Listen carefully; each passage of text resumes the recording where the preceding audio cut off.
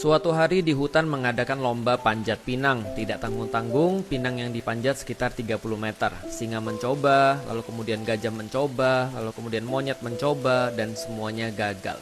Tidak ada satupun binatang yang bisa mencapai bahkan setengah daripada itu. Kemudian muncullah seekor kodok, lalu kemudian kodok ini mau mencoba untuk memanjat pinang 30 meter tersebut. Dan orang-orang bilang, udah nggak usah kamu kodok, kamu nggak bisa manjat, kamu udah tua, udah nggak usah. Tapi kodok ini dengan sangat pede dia mencoba untuk memanjat panjat pinang itu yang dia ingin mencapai 30 meter.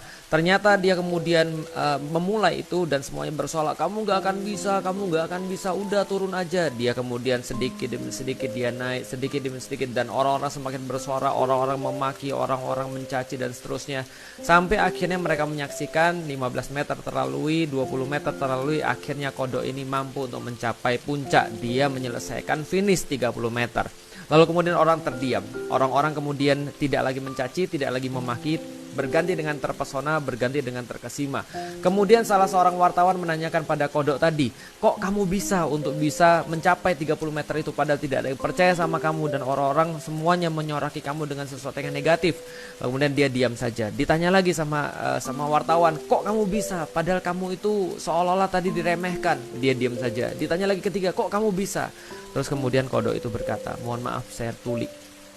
Ini adalah sebuah perumpamaan bahwasanya tidak semua yang kita dengar itu adalah harus kita masukkan ke dalam diri kita. Tidak semua orang harus kita dengar.